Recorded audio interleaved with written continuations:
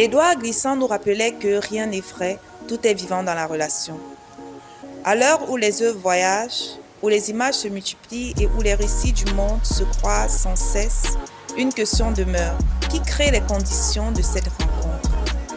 Derrière chaque exposition, chaque publication, chaque projet artistique qui nous touche, il existe souvent des passeurs. Des personnes ou des équipes qui accompagnent les œuvres dans leur dialogue avec le monde.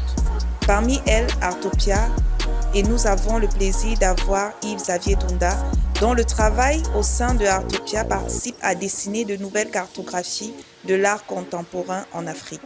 Bienvenue dans Rhizome Mag, là où la pensée du monde rencontre l'imaginaire des peuples.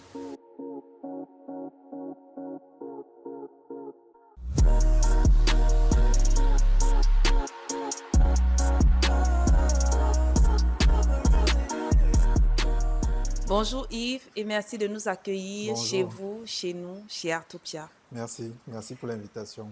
Yves-Xavier Dunda, entrepreneur culturel responsable du développement et de la stratégie chez Artopia. Est-ce que tu peux nous présenter Artopia et cette casquette sous laquelle on te découvre aujourd'hui? Encore une fois, merci pour l'invitation de votre projet. Nous sommes très honorés. Ce n'est pas tout le temps qu'on nous invite pour ce type de discussion et c'est très intéressant pour nous d'échanger un peu sur ce qu'on fait. Alors, Antopia, c'est une entreprise. C'est une entreprise qui a été cofondée par Francine Abada et moi-même. Et Artopia, on offre trois types de services. Le premier service, c'est le graphic design, tout ce qui concerne conception d'affiches, logo, identité visuelle. Le deuxième service qu'on offre dans Artopia, c'est les services curatoriaux, c'est-à-dire conception de projets artistiques, culturels, qui va de la conception de l'idée, de la rédaction du projet jusqu'à sa réalisation concrète. Ça peut être pour nous, pour des institutions ou bien pour des particuliers. Et le troisième service qu'on offre, c'est l'édition d'art. Et l'édition d'art, ça consiste à la production intellectuelle des contenus liés au savoir de l'art. Et ça peut être sous forme de livres, de catalogues ou bien d'articles dans l'espace numérique. Voilà à peu près les services que nous offrons. Nous avons trois principaux départements. Le département qui concerne le domaine des arts, qui est le département du marketing et des politiques artistiques, ou qui contrôle à peu près ce qui nous intéresse, le champ de l'art, qui est géré par Francine Abada. Il y a le département du développement et de la stratégie qui est géré par moi-même, qui consiste à réfléchir au protocole de gestion, à l'administration, où est-ce qu'on va avec l'entreprise, les stratégies de développement dans 2, 3, 4, 5 ans. Ça, c'est devenu mon quotidien. Et puis le département de gestion comptable et financière, avec qui on a un partenariat avec une autre entreprise qui s'appelle Premium Service, qui nous aide, pas qui nous aide, qui travaille avec nous sur les questions de comptabilité, de gestion, finance et tout ça. Donc voilà un peu comment Artopia est structuré de manière globale. Alors aujourd'hui, entrepreneur culturel, responsable du développement, mais autrefois, c'est vrai qu'on t'a connu. Moi, je t'ai connu sous plusieurs autres casquettes dans la curation que gère aujourd'hui Francine Abanda au sein de Artopia, mais dans la curation, dans le commissariat, dans la critique d'art. Alors, à l'heure des réseaux sociaux où tout le monde produit et partage des images, des travaux, comment est-ce que vous, Artopia, et comment est-ce que toi aussi, en tant que professionnel du milieu, tu distingues une œuvre d'art d'un simple contenu visuel, d'une simple performance technique? Ok, si je me réfère un peu à l'histoire de l'art, la philosophie de l'art, l'anthropologie de l'art, ça ramène toujours à la question de qu'est-ce que c'est que l'art. Et en gardant ce cadre méthodologique de réflexion, c'est que l'histoire là, c'est une étude, ce sont des réflexions, on étudie les styles, comment les styles apparaissent, comment ils se développent, comment ils évoluent, comment ils se transforment. Ça signifie qu'à l'heure actuelle, on a une base de référence, on a des références qui permettent de dire telle production artistique, on peut la greffer à ceci, on peut la greffer à telle autre tendance artistique. Maintenant, l'histoire n'est pas figée, les éléments évoluent, les choses se transforment. Aujourd'hui, il y a les réseaux sociaux, il y a l'intelligence artificielle, tout est plus ou moins accessible à tout le monde jusqu'à un certain niveau, ça signifie qu'il y a aussi de nouveaux besoins, il y a de nouveaux enjeux. Et donc, forcément, le contenu artistique se transforme. Et il faut l'étudier. D'où est-ce que ça vient? Pourquoi ça s'est transformé? Comment ça s'est transformé? Quelles sont les variables, les caractéristiques? À ce moment-là, on peut dire ça, c'est plus ou moins de l'art. Encore que, il faut encore élargir le champ de définition de l'art, tenant compte de tous ces paramètres. Donc, beaucoup de choses entrent en jeu. Dans l'immédiat, dire que ceci c'est de l'art, ceci ce n'est pas de l'art, je pense c'est un peu prématuré, mais c'est prendre le temps d'analyser les choses, d'étudier les conditions d'apparition des choses, les variables, comment ça se transforme, quels sont les acteurs, qui dit quoi, qui fait quoi et qui s'implique comment dans la production des contenus artistiques. Et à partir du moment où on peut faire, entre guillemets, une sorte de classification des choses. Vous travaillez beaucoup sur l'édition, les archives, et c'est vrai qu'il est plus qu'important d'écrire sur l'art et de documenter les œuvres. Mais quels sont, selon vous, les défis auxquels est confronté l'écosystème artistique au Cameroun? Les défis dans quel domaine? Dans quel sens? Parce que De- les défis dans le domaine de l'art, ils sont énormes et partout. Mais les défis dans le domaine de l'édition, ou bien dans le Dans le domaine... domaine de l'édition, je pense. Ok, l'édition déjà, c'est un processus de production des idées, des contenus, à la fois des images, parfois même de la musique, des écrits et tout ce que vous voulez. Donc, c'est en production. Comment est-ce qu'on rend ça plus ou moins accessible à un public particulier? Je résume la chose, c'est pas exactement ça. Je pense que lorsqu'on regarde ça, beaucoup de défis sont en jeu. Nous, en interne, déjà, comment on arrive à l'édition, c'est que on voulait d'abord comprendre nous-mêmes ce qu'en interne on faisait. Parce que parfois, on a des statuts, on se donne des étiquettes sans comprendre toutes les problématiques et toutes les compétences que cela exige. Et en s'étudiant nous-mêmes, on a voulu documenter et en s'intéressant à d'autres artistes et notamment pendant le projet de la rétrospective de Salifou, en s'intéressant à lui, il y avait beaucoup de choses qui exigeaient une forme de conserver, mais pas seulement conserver les œuvres, mais conserver la pensée d'un artiste, conserver le parcours d'un artiste, conserver l'histoire d'un artiste. Et il y avait plusieurs possibilités. L'exposition, elle est temporaire, elle est éphémère et dure. Il y avait à la fois le documentaire d'Yvon Gassam, qui est une forme d'édition vidéo. Il y avait le livre sur lui, qui est une forme d'édition écrite autour du travail de Salif Oulini. Donc voilà les deux formes qu'on a développées. Et voilà plus ou moins comment on entre un peu de manière hasardeuse dans le champ de l'édition. Mais avec le temps, on a travaillé sur l'Orient, sur beaucoup d'autres publications, que ce soit avec le Goethe Institute, Cameroun, le Goethe Institute Nigeria, avec Mosaïque et d'autres partenaires. On a acquis une certaine expérience qui font qu'aujourd'hui, on se rend compte que ce qui donne aussi de la force aux artistes, ce n'est pas seulement montrer, mais c'est parce que un groupe de personnes, d'intellectuels et d'institutions ont la capacité de capter ce qu'ils ont fait en termes d'image, de capter ce qu'ils ont dit, d'analyser, d'étudier, de conserver et de rendre ça accessible. Et c'est quelque chose qui, chez nous, se passe beaucoup dans le monde universitaire. Et dans le monde universitaire, ça se fait avec les mémoires des masters, les thèses de doctorat et tout. Donc, plus ou moins là-bas, le contenu dans le champ de l'art, d'une manière ou d'une autre, les documenté, archivé. Mais maintenant, ce n'est pas toujours accessible à tout le monde. Il y a des univers, des mondes parallèles, comme le secteur de l'édition, qui exigeait aussi une forme de présence, quel qu'il en soit, parce que tout ce qui se fait, il faut une forme de présence. Et c'est un peu comme ça que notre mission et notre activité se développe progressivement, de documenter, pas seulement montrer, en termes d'articles, en termes de catalogues, en termes de livres. Voilà un peu comment on s'insère. Maintenant, sur la question des défis, le premier défi, c'est toujours le défi de la compétence. Il faut toujours se former, apprendre. Et le secteur éditorial, de manière générale, il est conditionné par une question fondamentale, c'est le droit. C'est le droit, on écrit quoi, comment, pourquoi, quelles sont les méthodes d'écriture, quelles sont les méthodes d'édition et tout ça. Il faut se former à tout ça, il faut comprendre tout ça. Donc la question de la compétence, elle est fondamentale. Ensuite, le défi majeur aussi qu'on néglige souvent, mais qui est très très important, c'est le défi des process. Une fois qu'on a acquis la compétence, il faut avoir des process éditoriaux, des process de comment est-ce qu'on développe un projet éditorial. Ça, c'est très important parce que c'est le process et le projet qui permet à un moment donné d'attirer ceux qui peuvent accompagner financièrement le secteur éditorial. Parce qu'il ne suffit pas de dire j'ai une compétence, il ne suffit pas de dire que je sais le faire, mais il faut déjà justifier d'une certaine expérience qui s'acquiert par la formation ou avec le temps, ce qui est notre cas.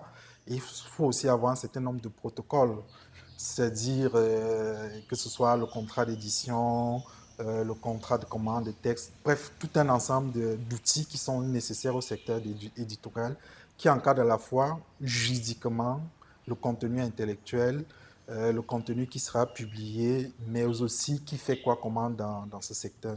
Et c'est tout ça qui amène à l'autre défi qu'il faut réaliser, attirer l'investissement dans la production du savoir, quel qu'il soit, que ce soit dans le champ de l'art, dans le champ, l'édition de manière générale a besoin d'être accompagnée de manière financière. Mais ça, il faut l'expérience ou la compétence et il faut justifier d'un certain nombre de process qui montrent que ça, c'est un secteur viable.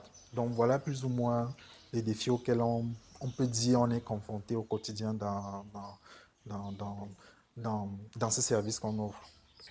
Vu que c'est toi le, le responsable stratégique et le responsable de développement, Mhm. je pense qu'il est bien de... Tu pourrais peut-être nous dire comment est-ce que tu situes aujourd'hui Artopia dans Mhm. cet écosystème-ci? Comment est-ce que Artopia se déploie Mhm. dans cet écosystème? Parce qu'après aussi, les services qu'Artopia, comme tu le disais, qu'Artopia propose, sont des services dont on a besoin, mais malheureusement qu'on ne retrouve pas facilement. Mhm. Je pense que dans le développement d'Antopia, il peut y avoir deux façons de voir les choses. La première façon de voir les choses, c'est du point de vue justement du public ou bien de la cible et du client, de qu'est-ce qu'on leur apporte. Et comme je disais déjà en amont, c'était ces services-là. Et aussi en interne, aussi, il nous arrive, avec les modestes moyens qu'on a, d'accompagner un certain nombre d'activités, notamment la production intellectuelle. C'est-à-dire qu'on met un ensemble de ressources financières ou bien des personnes qu'on met à disposition d'un certain nombre de personnes qu'on contacte ou bien avec qui on travaille déjà pour nous produire du contenu intellectuel. Et ça peut s'observer sur notre page article ou depuis quelques temps et même d'ici la fin d'année, l'année prochaine, on va continuer à accompagner ça. Disons que dans ce secteur, c'est quelque chose qu'on se positionne. Oui, on a des services qui sont payants, disons-le clairement, notamment l'édition, le graphisme, qui sont payants. Mais aussi, on arrive à capitaliser souvent des ressources pour accompagner aussi la pensée. Et ça peut être justement, comme je le disais tantôt, sous forme d'article. Et en interne, on envisage peut-être à l'avenir créer un prix spécialement dédié à la production de la pensée parce qu'il y a déjà les prix en art, on en a plus fini, qui sont financés tant par les institutions locales que par les institutions étrangères. Les artistes ont déjà tellement de visibilité qu'il faut toujours encourager, évidemment, mais aussi le secteur de la pensée qui fonctionne en étroite collaboration avec l'art mérite aussi une certaine visibilité parce que plus on a des perspectives pour analyser tant sa réflexion sur l'art que son travail artistique, plus on évolue ensemble et plus la dynamique est importante. Et c'est quelque chose qu'on travaille depuis quelques années, c'est comment mettre un prix dans la production de pensée, donc vraiment centré sur l'innovation intellectuelle, les articles, comment est-ce qu'il va se structurer sans quoi en éteindre, ça c'est la première chose.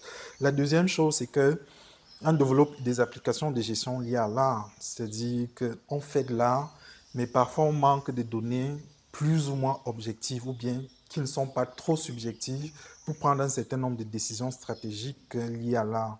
Et ça regarde plus la partie du développement parce que si Artopia tient, ce n'est pas parce qu'on a du contenu artistique et culturel, mais c'est parce qu'on a plus ou moins une stratégie qui est indépendante de la vision que les gens ont. Et c'est à ce moment que je reviens sur la deuxième posture qui est celle de l'entreprise.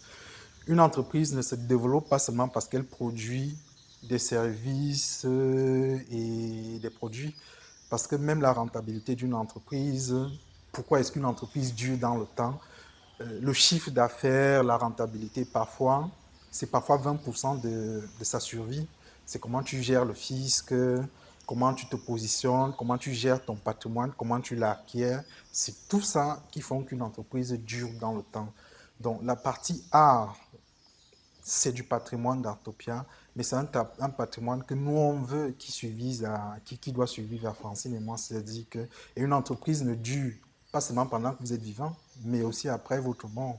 Et ça, c'est une réalité qu'on on discute permanent au sein d'Artopia. C'est à la fois une réalité avec l'art, une réalité stratégique, c'est à la fois une question comptable, une question fiscale, mais aussi la valeur de l'entreprise. Et la valeur de l'entreprise, c'est les produits et les services, c'est la rentabilité, ce sont les investissements, c'est le patrimoine. C'est-à-dire que quand je parle de patrimoine, ça peut être le terrain, les biens immobiliers, les biens, la collection d'œuvres d'art. C'est cet ensemble de choses qui font qu'une entreprise a une valeur et qui font qu'un ensemble d'acteurs et d'investisseurs, en plus du bilan que vous produisez, peut vous accompagner financièrement. Donc, les produits et services que vous développez, c'est parfois 20 ou 30% du développement d'une entreprise. Donc, mon quotidien, justement, c'est n'est pas seulement de penser à l'art, mais c'est de penser à toute la valeur d'Artopia en termes de biens immobiliers, collections. Comment est-ce qu'on se positionne avec tout ça pour vivre dans le temps? Si vous savez en face de vous un individu qui n'est jamais entré dans un musée, dans un centre d'art, dans une galerie, que lui diriez-vous? Aller dans les musées, aller dans les galeries. Oui, c'est important, c'est important. Je pense qu'il y en a énormément au niveau de Douala,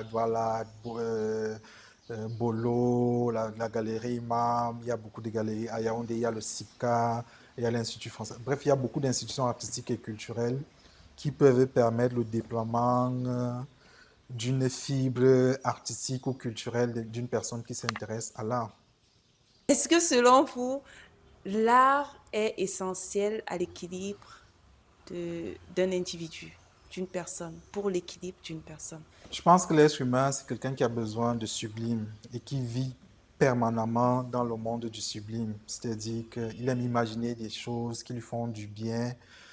Ça peut être avec le cinéma, ça peut être avec la musique, ça peut être avec toute forme de choses qui participent à sublimer l'être humain.